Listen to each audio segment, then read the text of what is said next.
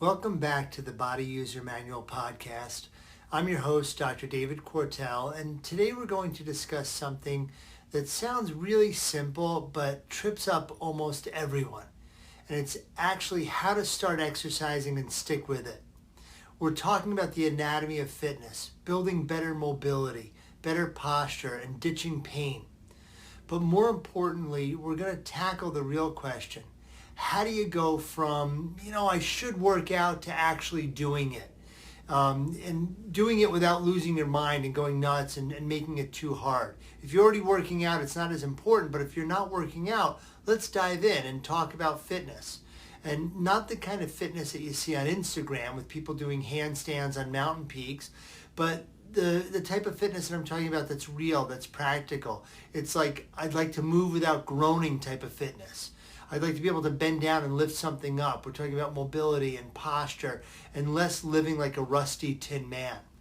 So when I bring this up with patients, everyone tends to get excited like, oh, I want to feel better. I want to look better. I want to function better. But we're all stuck like those rusty tin men if we're not doing something. And the reality tends to set in like, oh, so how do I do it? How do I find the motivation? How do I do it right? What if I do it wrong? What if it looks stupid? What if, right? There are a lot of what ifs, but I'm going to give you the magic formula here, and it's 3 words. Ready? The 3-word magic formula is action absorbs anxiety. That's it. That's the whole secret sauce. You don't have to be a genius to get fit. We live in an age where Google, ChatGPT, YouTube can literally tell you anything you want to know and need to know. Gyms are everywhere.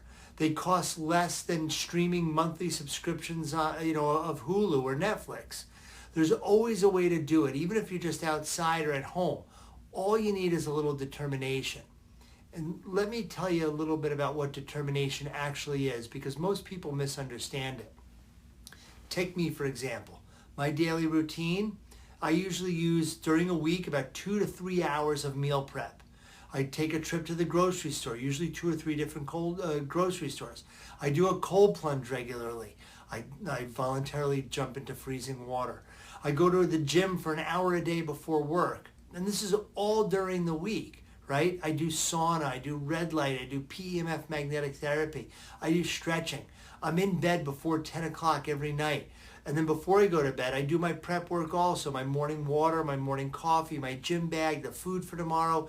It's like a wellness Santa Claus visit at my house every night that I'm doing with prep work.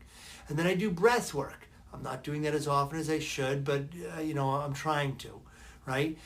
And most people will say, wow, you have tons of discipline. But I don't. I really don't have a lot of discipline. I've always struggled with discipline.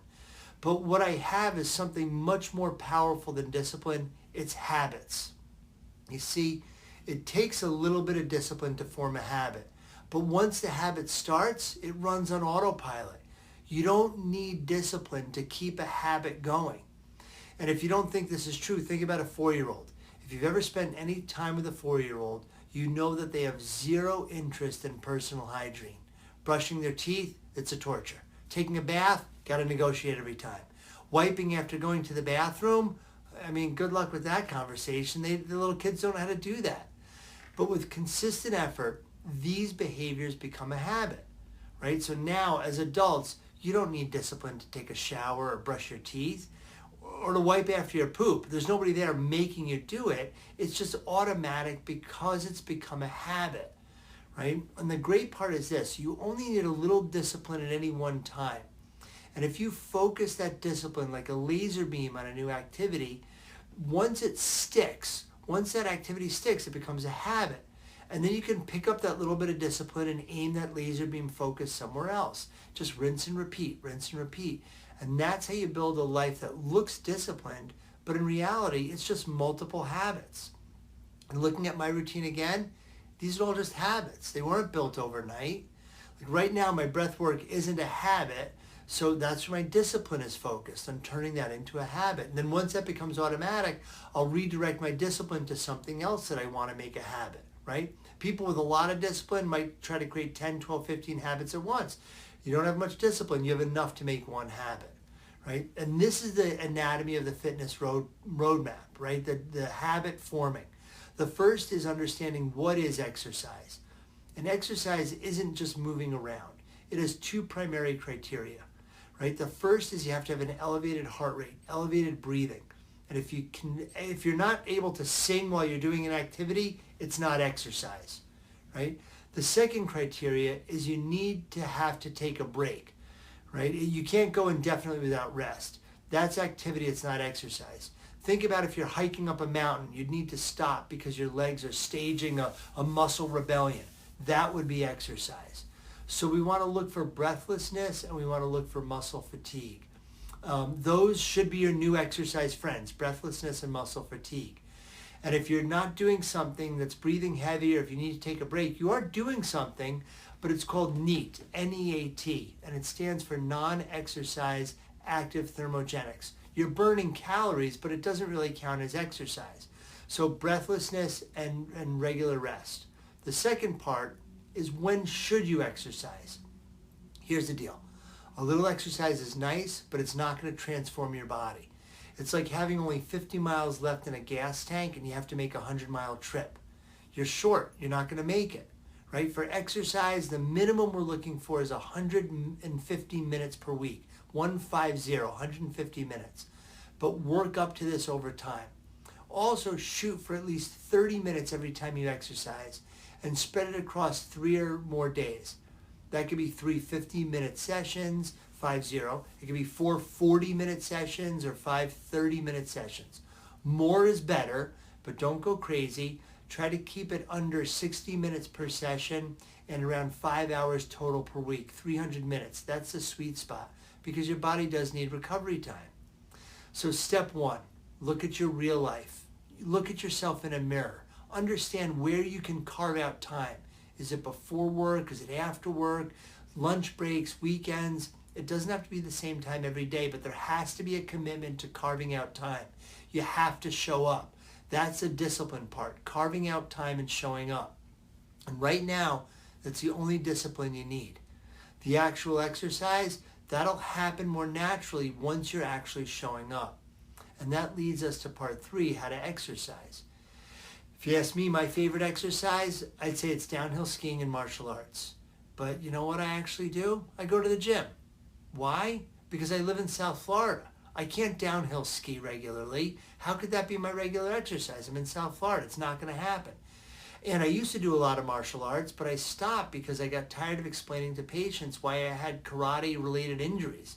A black eye is definitely not a great look for a doctor, right? So I chose activities that work best for me, for my life. And I recommend that you do the same. And this is an important point also. Pick something that's not weather dependent. I'm in South Florida. I can go swimming. But consistency is everything. And if rain cancels your workout, you're getting behind, right? So if your exercise is weather dependent, like swimming or surfing or something outdoors, have a backup plan. A home gym, a fitness class, something, anything. If you're already exercising regularly, great. That's fantastic. But maybe just increase the frequency. Increase the intensity. If you're starting from 0, start slowly. Spend your first 2 weeks, 3 weeks, just getting used to moving, getting used to some activity in your carved out time blocks. Maybe just start with stretching, getting moving, getting your joints ready. Wake up those muscles. Do some light calisthenics. The same stuff that you did maybe in middle school or in high school, bending your toes, some jumping jacks, some burpees. You know, YouTube has great 10-minute stretching videos for everything, and activity videos for legs and hips and torsos and shoulders. Do a few different ones every day until you find a routine that you like. Then maybe add some yoga or Pilates, some resistance bands, some light weights. And this activity, when put together and stacked, it allows you to build a solid home exercise routine. And that'll work. But honestly, I recommend getting out of the house when you can. The intensity and productivity of exercise is almost always better at a gym or in a class and when you're around other people.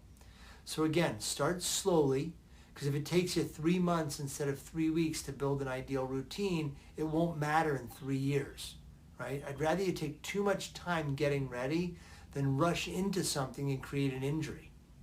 Because remember, we're trying to improve our anatomical fitness, not make extra work for the chiropractor. Those injuries, they don't help you. They slow you down. You have to take time off, right? So remember, action absorbs anxiety. Pick one habit and focus in that direction. Use that discipline you have. Show up. Your future self, the one that's bending down to tie your shoes without groaning, getting out of bed without struggling, that future self will thank you. Now, if you excuse me, I'm going to have to go cold plunge and get ready for my next day. If you found this helpful, share it with somebody, especially somebody who says, oh, I'll start next Monday. And you know what next Monday means. It doesn't mean that they're not going to do it at all, right? I'm Dr. David Quartell, reminding you that your body didn't come with an instruction manual, but that's what we're building together, one episode at a time, an instruction manual for your overall health and well-being. Until next time, keep moving, stay curious, and take care of that amazing machine that you're living in, your human body.